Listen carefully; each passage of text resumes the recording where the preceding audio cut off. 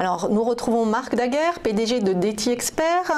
Mais, Marc, nous avons parlé du marché américain, du yuan. Est-ce qu'on peut parler maintenant du marché parisien? Les turbulences, évidemment, à Wall Street ont des conséquences sur Paris, comme à l'accoutumée. On le voit ce matin, le marché est indécis, a ouvert en légère hausse, voyez encore plus 0,05. Il n'y a pas vraiment de direction. Quelle est votre analyse et quelles sont les perspectives, selon vous, de ce marché parisien? Oui, tout à fait. Alors, comme vous l'avez dit, le marché parisien et le marché au sens plus large européen est directement influencé, on va dire à 80% du temps, si on veut regarder de façon empirique, par ce qui se passe un petit peu aux États-Unis, qui est quand même le premier indicateur. Et on le voit de toute façon, la baisse violente du marché américain a tout de suite engendré une baisse du marché européen qui a été un peu plus violente en Europe qu'aux États-Unis, comme c'est souvent le cas.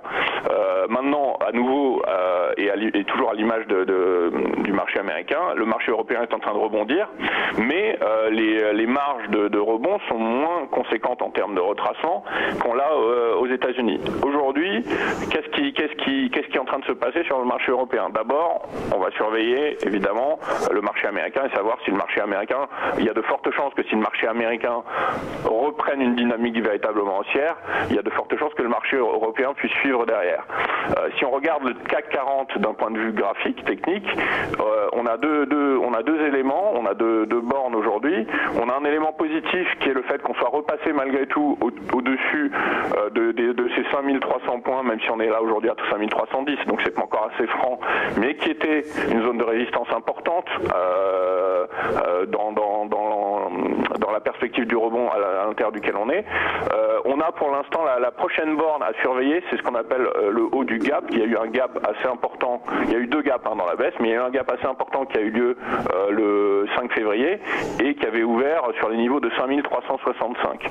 Donc ce niveau-là, si on veut un premier niveau sur le marché français, sur le CAC, une première résistance clé à surveiller pour pouvoir avoir encore un peu plus de conviction dans une reprise haussière, c'est ce niveau-là. Mais là, vous l'avez dit très justement, alors que le marché américain ne s'est pas si mal comporté hier malgré tout, le marché européen est encore craintif aujourd'hui.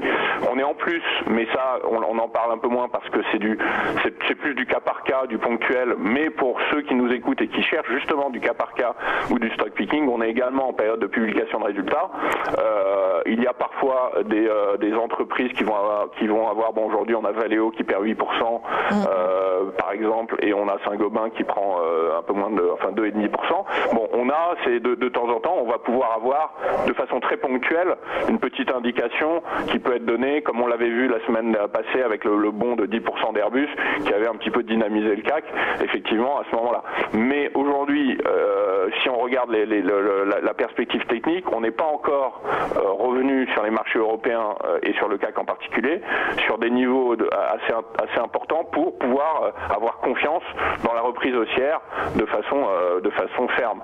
Et même, j'irai plus loin, alors, pour être très très sincère avec vous sur le CAC, on avait cette zone des 5535, 5550 qui a vraiment contenu les pressions acheteuses depuis octobre 2017 et à de très nombreuses reprises au début 2018, pendant tout le mois de janvier. Cette zone, le CAC est venu se heurter dessus régulièrement et à plus long terme, ça va être véritablement la zone clé à surveiller avant d'envisager un retour de la hausse plus conséquent. Du côté des valeurs, vous en parliez. C'est vrai que la bourse de Paris a évolué au rythme des publications de résultats. Bon, maintenant ça va se tarir un peu. Mais côté valeurs, vous nous conseillez à l'achat ST Micro. Alors oui. Ça m'a surpris parce que généralement cette valeur est souvent parmi les plus fortes hausses au palmarès du CAC. Ça veut dire que oui. Le potentiel est encore important. Oui, alors effectivement, ce qui est intéressant dans ce type de marché pour nous autres analystes qui ont soit du trading soit de la gestion, c'est qu'on arrive à des stratégies de ce qu'on appelle stock picking, c'est-à-dire on n'est pas dans un marché en tendance globale où on se dit bon, c'est un marché haussier, quelles sont les valeurs qui ont un potentiel de hausse plus important que les autres, ou c'est un marché baissier, etc. Là, on est dans un marché hésitant.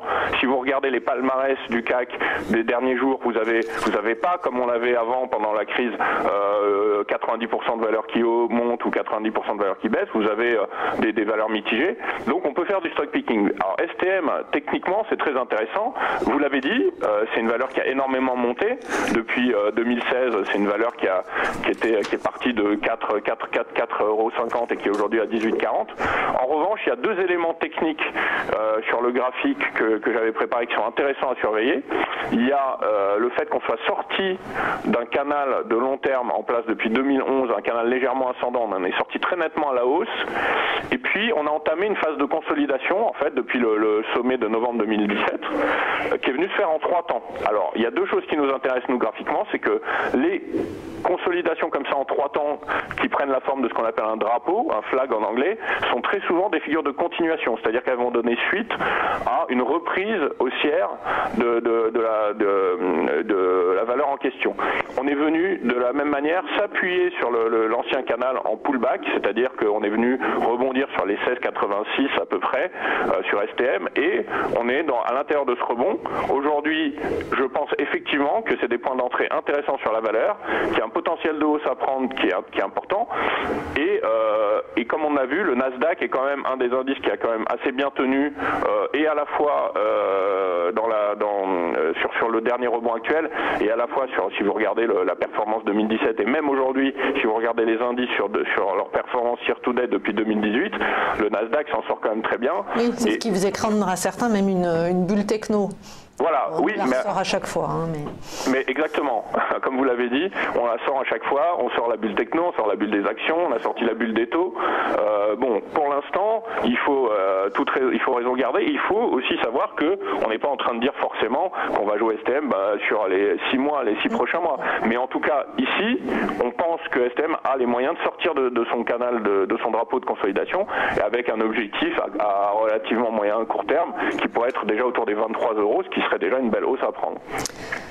Alors, à contrario, vous conseillez de vendre le leader européen de l'immobilier Commerçaille, Unibail-Rodamco, qui a lancé une offre de rachat sur l'Australien Westfield, d'ailleurs qui a l'air d'être un peu empêtré avec cette offre de rachat. Tout à fait. Alors, en dehors de cette donnée fondamentale effectivement intéressante à surveiller, ce qui nous a, paru assez flagrant d'un point de vue technique, hein, puisque c'est quand même notre cœur de métier, le graphique, c'est qu'on regarde le graphique d'Unibail et on voit que cette valeur, pendant à peu près 3 ans, entre février 2015 et février dernier, là actuellement, 2018, elle était dans ce qu'on appelle une boîte, hein, de façon très nette, c'est-à-dire qu'elle évoluait à la hausse, baquée par un niveau qui était autour des 238 €, ou 240 si on veut être un peu large, et à la baisse, elle avait un support très fort qui était autour des 194 €. Récemment, début février 2018, on est venu casser à la baisse cette boîte. C'est pour nous un signal baissier assez important qui engendre un potentiel de baisse. Alors là encore, comme on l'a dit sur STM, ça ne veut pas dire qu'on voit Unibail revenir à 100 €, mais en tout cas, on a un objectif assez franc qui serait pas loin des 160 €, c'est-à-dire 30 € plus bas que le cours actuel. Donc là encore, un potentiel intéressant pour des gens qui pourraient jouer ce mouvement de baisse sur cette valeur, ou en tout cas des gens qui voudraient peut-être prendre des bénéfices si jamais ils étaient positionnés dessus, puisque la valeur a quand même bien monté ces dernières années. Merci beaucoup Marc Draguet, PDG de DT Expert.